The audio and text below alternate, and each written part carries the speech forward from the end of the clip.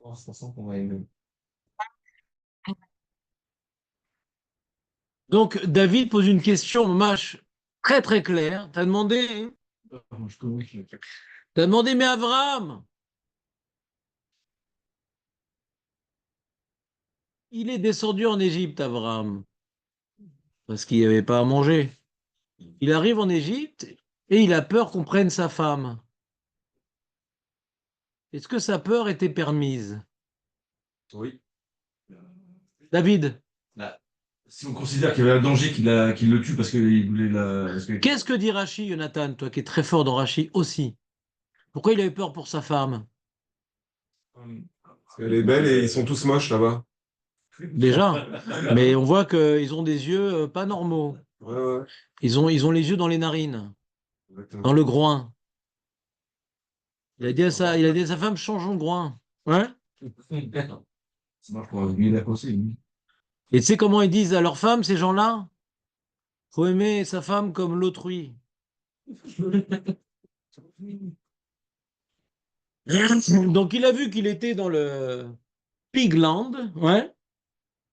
Alors il a dit bon ben, faut faire quelque chose. Le mal est là, on va pas dire ah Hachem il va aider, machin. Il fait une super ishtadout, tu vas dire que t'es ma sœur, machin, truc.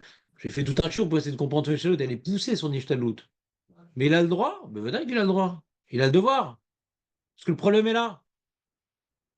Mais lui qui connaissait pas l'Égypte, il est parti là-bas. Quand il est vu là-bas, il a vu que c'est Makom Malezima et comment il l'a regardée, qu'elle était belle, etc. Mais s'il avait su à l'avance, il ne serait pas rentré en Égypte. Parce qu'on ne rentre pas dans la sakana, mais on voit dans les Mefarshim qu'il a découvert la sakana quand il y était. Mais ils ont le de dire ça, les Mefarshim. Pour la Parnassa, on ne rentre pas dans une sakana. Pour la Parnassa, on ne met pas sa femme en jeu. Mais ils savaient pas. Il ne savait pas. C'est ça la réponse des Mefarshim. C'est quand il est arrivé là-bas, il a vu c'est quoi. Il dit, mais attends, mais les Égyptiens, c'est les pyramides de l'homme. Ça marche pour un militaire aussi. Alors. Un militaire. Il est meilleur le premier. Quoi, hein? Le premier, il est meilleur. Non, c'est pas mal. Qu'est-ce que tu dis, Avimeler?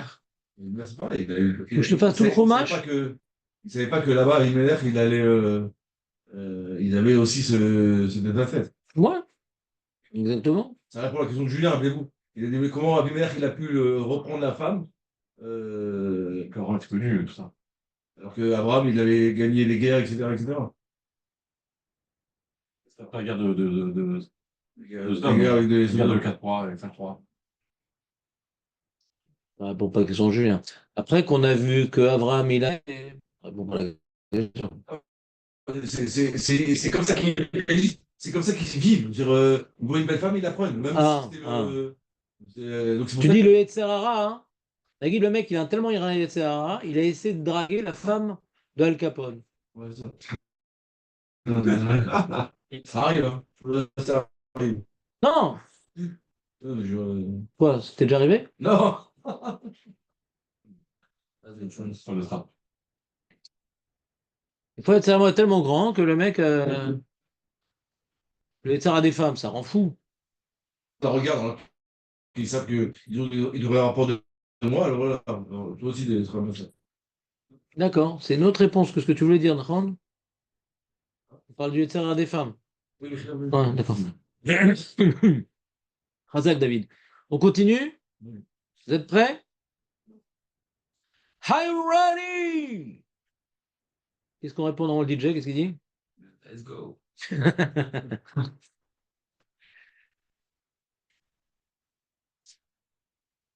Écoute Sadan.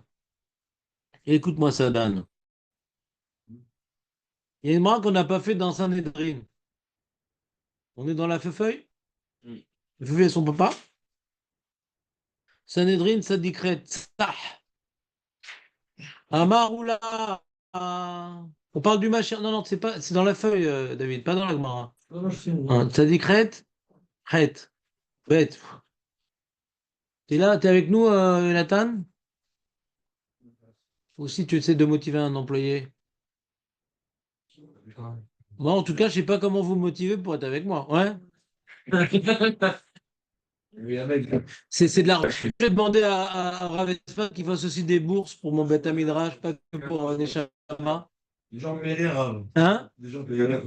Si tu payes, on t'a dépouillé. Ouais. J'ai payé pour le. Ouais, Naftali. Alors, je donne mon masque. Bah voilà, donc tu payes, qu'est-ce que tu veux? Pas pour le cours, je donne pour Bah le c'est masque. pareil.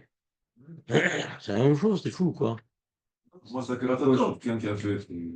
Ah. Choisir le Ouved Mister. Oui, mais ça y est. Talmid Voilà. Je trouve un mec riche. Alors attends, vous entendez les mecs ou pas, le qu'on dise des bêtises?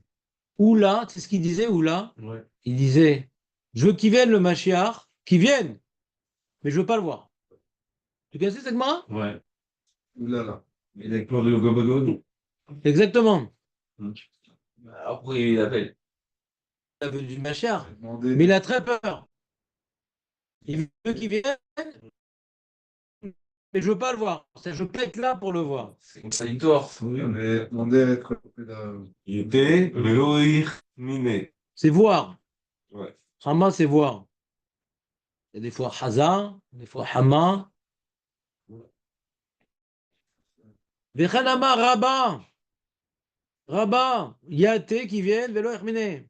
Rav Yosef Amar. Yosef Amar.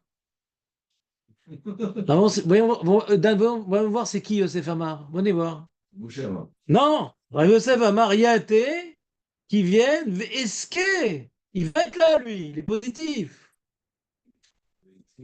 VSK des Itiv.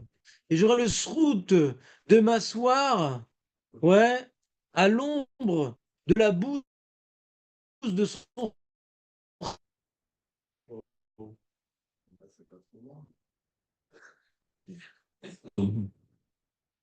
Une méga. Il veut s'asseoir dans la boue, Alors, c'est une métaphore, bien sûr. D'accord? La plus sûre de semaine. On avait parlé de. On ne l'a pas vu. Métaphore. C'est une métaphore. C'est que. Il y a la réalité. C'est vrai. Oui, qu'est-ce que je fasse? Ça faisait longtemps. Mais je peux voir déclarer.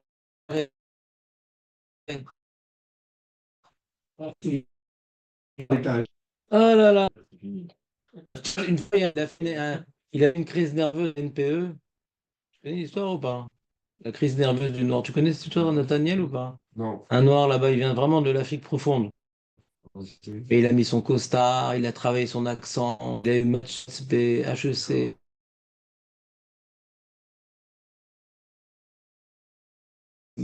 Voilà. Il a vraiment, c'est-à-dire, les filles, c'est vraiment vrai. Hein, et tout. Ouais. Et la dame lui demande, monsieur, oui, madame, j'aimerais avoir vraiment une. J'ai la faculté de donner mes services à la société française à laquelle je dois tout, et j'aimerais que vous me donniez un travail adapté à mes compétences, et j'aimerais servir la France. Monsieur, vous voulez travailler dans quelle branche? Ah non, ça va pas le commencer, encore. Allez, bien. Non, mais.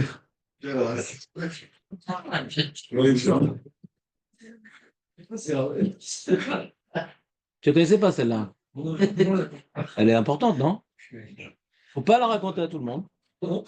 Et pas dans n'importe quel pays. Mais on est encore chez nous ici. Ouais. Mais toujours les amis. Non, mais je suis pas raciste, j'ai un copain noir. Ouais. D'ailleurs, le copain noir que j'ai, il était champion du monde de karaté. C'est fort quand même. Ouais, David Félix. C'est parce qu'il était champion du monde de karaté que j'ai gardé copain. Je sais pas. Donc, reprenons l'Agma après cette page de lourdeur. Et donc, le Maharal nous explique c'est quoi d'être dans la bouse du Hamor, du Mashiach. Le Mashiach, c'est une réalité spirituelle très très élevée. Et donc Rav Yosef, il dit, les autres disent, je ne me sens pas tel au niveau de pouvoir être face au Mashiach, je vais être perforé par sa Gdusha. Et Rav Yosef dit, c'est pas grave, je prendrai ce qu'il y a à apprendre. Il y a le Mashiach qui est Rochev al-Hamor, il dit le Maharal. C'est quoi Hamor? C'est, il a une matérialité qu'il maîtrise. D'accord? Moi, je ne sens pas que j'ai ma matérialité que je maîtrise. Ça se prend. Même sa matérialité, je ne m'y reconnais pas. Par contre, la bouse de sa matérialité, même si c'est ça que je peux prendre, ça vaut la peine qu'il vienne. Je profiterai au moins des plus bas niveaux du Machiar. Ça vaut déjà la peine. Comprenez l'idée ou pas? C'est un Maharal. On continue. Amar les Abaye et les Rabba. Abaye intervient dans cette Mara, les amis. Il dit à Rabba, ou c'est Rava ou c'est Rabba. À chaque fois qu'on a un Rava ou un Rabba, c'est un problème. C'est qui? Rabba avec un E, c'est son Rav. Rava avec un Aleph, c'est son Chaver, qui est plus jeune que lui. Abaye est plus âgé.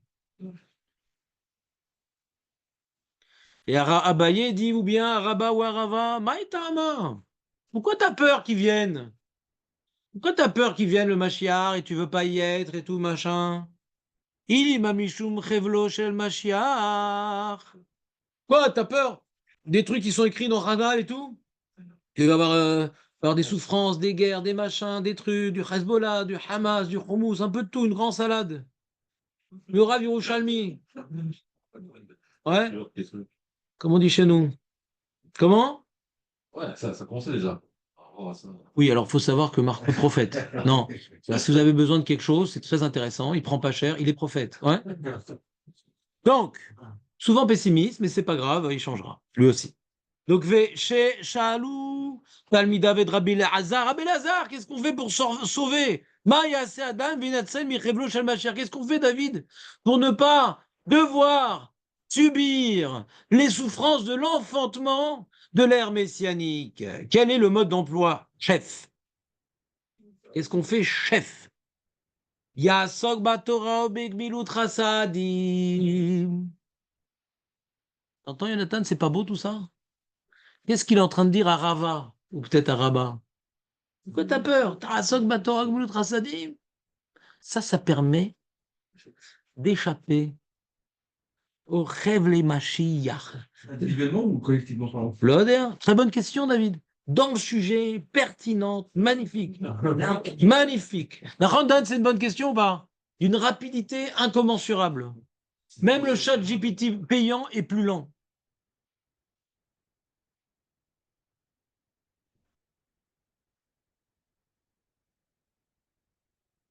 Vemar à Torah, ve'agmilut rasadim. Amar le shema igromachet. Il a dit, mais pourtant toi, t'étudies, tu fais gmilut rasadim. Donc il y a toute une discussion dans les Mefarshim. Est-ce qu'on parle de Rabbah, Rava? On a vu qu'il faisait que Torah, pas gmilut rasadim. Donc ici, il y a un enjeu dans la guerre, ça. Parce qu'il dit, il témoigne, toi, tu fais Torah gmilut rasadim. Mais bon, moi, je pense pas, Dan, je pense pas qu'il y ait une grande question. Parce que Abaye était tellement positif, peut-être qu'il voyait que ce que Rava, c'était ce qu'il faisait, c'était Gmilut Razim. Rava, il s'occupait des choses. Quand maintenant tu as une mitzvah de Gmilut Razim qui vient à toi, tu dois arrêter d'étudier la Torah, c'est Nalacha, il le faisait, ça, Rava. Alors peut-être que Abaye faisait. Ça prime sur l'étude de la Torah? Bien, tout prime sur l'étude de la Torah. Quand tu as une mitzvah qui te percute, t'arrêtes tout. T'arrêtes la Torah. Quand on dit Asek ba mitzvah patomneza, c'est dans toutes les mitzvahs sauf dans la Torah. T'as un chiot. Et ta future femme t'appelle. Très sympa, très joli, très tout. Tout ça. Marie-toi vite, j'ai envie de manger du poulet. Et elle t'appelle, chérie, ouais, il y a, j'ai besoin de toi immédiatement. Mais dis-moi, fais-moi confiance, j'ai besoin de toi. Tu y vas? On ferme Mais bien sûr, Ouais. bien sûr. Bon, ok, là, c'est le Shalom Bait. Mais... Bah, c'est quoi? C'est Gmilut Rasadim? Pauvre bête. J'ai discuté avec ma femme parce que j'ai arrêté de m'envoyer de messages. Bon. Mais comment elle le prend? Ah, elle dit, je peux pas m'empêcher, je suis désolé. Bah, laisse-la et tu les liras après. Ouais. Une femme, souvent, elle a besoin de parler, mais aussi d'être écoutée. Peut-être ta femme, c'est différent. Qu'est-ce que je te dis? Elle a l'habitude elle a besoin de toi, elle t'aime, elle veut tout le temps t'envoyer des messages. Moi, Tu ne vas pas la réfréner, c'est une marque d'amour. j'ai Ashrecha vematov chelkecha. mythique rave. Et si je dois bouger, je... Il n'y a pas de problème, je vais te confisquer le téléphone, c'est devenu officiel. Ça m'intéresse ce qu'elle dit, ta femme. Ouais. Vous me suivez ou pas, les amis? Oui. De quoi j'étais en train de parler? Nathaniel, de quoi j'étais en train de parler? Que Abaye, que maintenant Rava, c'est sûr qu'il faisait Gmilut Rasadim. Ouais. Mais il sortait pas du Beth Midrash pour faire Gmilut Rasadim. Il devait sortir. Mais lui, il allait Abaye, lui, il cherchait la Gmilut Rasadim, même que c'était pas venu vers lui. Il fixait un moment sur Gmilut Rasadim. Il est dans les hôpitaux, pas que ça vient vers lui qu'il doit y répondre. Quand ça vient vers nous, Gmilut Rasadim, on doit arrêter d'étudier la Torah. Quand ça vient vers nous. Mais Abaye, lui, il sortait du Beth Midrash. Pas parce qu'il a été appelé, parce qu'il voulait fixer un temps à cela. Parce qu'il voulait découvrir la bonté divine. Et comment on découvre la bonté divine? Quand elle est un peu en nous, et pour qu'elle soit en nous, il faut qu'on s'y investisse. Pour voir la bonté divine, il faut qu'on ait un peu de bonté entre nous. Quand on fait du Gmilut Rasadim, on arrive plus facilement à voir la Gmilut Rasadim d'Hachem. Parce que ce que nous faisons, on y est attaché. D'accord?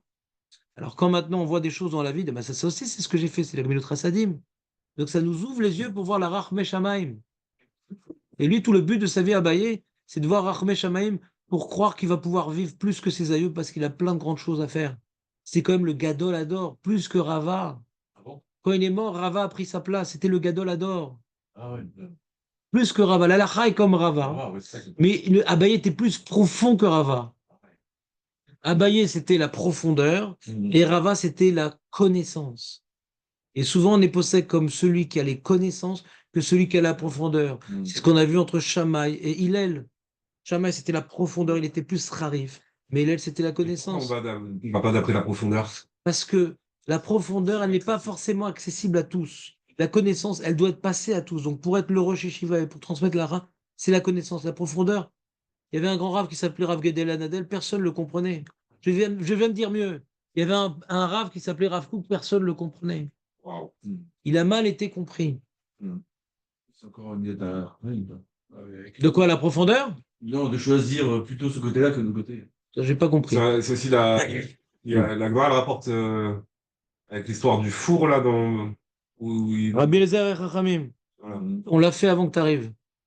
Tano Alors Arnaï, peut-être que oui, c'était plus profond et plus. c'est possible. Mais là-bas, le Ran, il explique différemment. Il dit que c'était Rabbi Eliezer, il avait une massorette, il avait une transmission. C'est pour ça qu'il n'a pas lâché le morceau. J'ai reçu de mes maîtres. Parce qu'on voit dans Pirkei Avot que Rabbi Eliezer, il est comparé à un bord, à un puits qui ne perd pas une goutte. C'est la mémoire du Ham Israël. Et lui, il savait que le Tanour, il était à or. Eux, ils ont rétué dessus, non, il est tamé. Il dit, moi, je sais, je l'ai entendu de mes maîtres. Nous, on n'a pas entendu de tes maîtres. Nous, on a entendu de nos maîtres différemment et on a réétudié la question. On a pris en considération ton opinion, on a réétudié, on n'arrive pas à ta conclusion. La majorité, c'est celle qui tranche. On doit comprendre quand on tranche, on ne doit pas uniquement transmettre. D'accord? Vous suivez ou pas? Hein? Donc, reprenons le sujet. On est ici avec Abaye. Il dit, mais Abaya, pourquoi tu as peur? Abaye, tu vois comme il est positif. Pourquoi tu as peur? Il y a une solution. Et qu'est-ce qui répond l'autre? Il dit, Nahon, il y a ça. Mais peut-être que je ne vais pas y arriver. Donc la peur de Revlo Mashiach, elle était en lui. Abaye, il n'a pas répondu. D'accord? Mais est-ce que lui, il appliquait le schéma Igrom Achet, Abaye? C'est possible que non, parce qu'il n'est pas bête, il connaît Yaakov Avinu.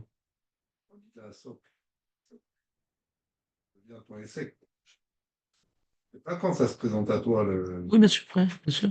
Hein? Oui, oui, tu as raison, c'est ce qu'on a expliqué, ouais. D'accord. Et Dirava, lui, c'est Minut Rasalim quand ça se présentait à lui. Voilà, parce que c'est Navera de ne pas arrêter d'étudier à ce moment-là. Mais il n'en a pas fait son occupation. Il n'en a pas fait, il n'a pas consacré du temps à ça. Il a répondu aux besoins. Il n'a pas créé l'événement. C'est bon? Amarle, Shemai Gromachet Kedera. Et là, on rapporte l'histoire de Yaakov Baridi, Yaakov Avinu, Shemai Gromachet, Vechoule, Vechoule. D'accord? Mais malgré tout, Abaye, on a dit, lui, il extrémise dans la chose. Il extrémise dans la chose. Il veut pas avoir le mal. Pourquoi, maintenant où je suis, il y a déjà Chevlo Shel Mashiach maintenant? Il n'y a pas. Pourquoi je dois me projeter que ça va venir et qu'on ne sera pas au niveau, on ne sera pas au niveau de dépasser, de survoler cet événement. Bezrat Hashem, je me motive, je vais arriver à être Mekayem Torah Gmut Chassadim. Mais c'est pourquoi je dois vivre dans la peur de cette vie à un tel moment, à un tel point que je ne veux pas le voir. Je veux le voir. C'est un chinour positif qui veut imposer à Abaye.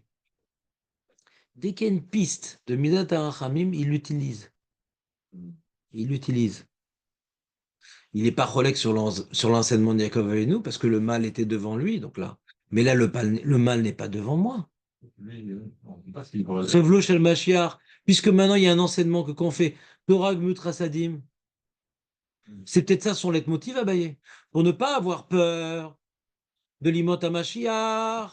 Chevlo Shel Mashiach, il accomplit Torah Gmut Rasadim. Il a tellement bien accompli que ça lui a rajouté 20 ans. Pour pas tomber dans la peur. Il a tout fait pour être au niveau. C'est ça qu'on appelle. C'est ça qu'on appelle. Hein? Grossiche Tadlout. Voilà. Pourquoi avoir peur? Fais ton maximum. Mais Kanire Rava, il sentait pas qu'il avait le nefesh pour faire tellement de bilout rasadim, donc il préférait avoir peur. Il est mort à 40 ans.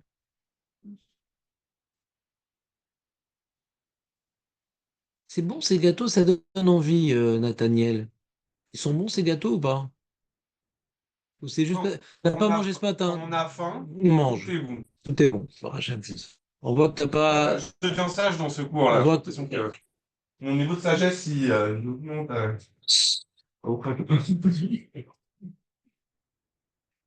Que lui, il pensait à son cas particulier, quoi. C'est-à-dire que- Qui? Abaye, il dit que. non, voilà. Les deux? Les deux? Abaye, il dit que lui. On voit qu'Abaye, il avait une facilité dans ce domaine. Enfin, je sais pas s'il a une facilité, mais il l'a développé. En vérité, il avait une facilité. Vous voulez que je vous apporte un peu de. Non, non, je suis au régime jusqu'à midi. Je jeûne. Tu jeûnes après toi C'est bon pour la santé. Bah, je vois, je suis pas fatigué. Même que je suis en remis. Tu te rappelles quand je suis remis d'habitude? Mort. Pas dormi cette nuit, je suis en forme. Mort Hachem. C'est Hachem, c'est pas un intermittent, c'est Hachem qui m'a fait découvrir ce truc et qui le confirme. Le matin. Comment? Le matin, ça jeûne le matin. 8h à midi. Le termine. Termine. Sympa? On continue. T'entends ou pas? Faut pas qu'on tarde tôt, faut que je mange à midi. Mais T'entends David ou pas? Qu'est-ce que j'étais en train de dire après l'histoire des gâteaux qui m'a fait perdre le fil? Et puis les autres, ils vont se tenter, quoi. On va y penser. Ah oui, j'ai une histoire à vous raconter, les amis. Ah. Brossez-vous les dents, mettez-vous en pyjama. J'ai une histoire à vous raconter. Gemara Brachot Daf Mem Het. Moa. C'est une Gemara qui fait beaucoup réfléchir. Moa.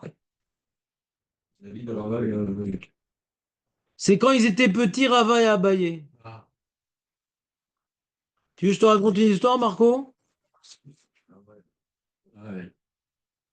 C'est une halakha, hein, que l'enfant, quand est-ce qu'il est capable de faire les brachot? Quand il sait à qui il s'adresse.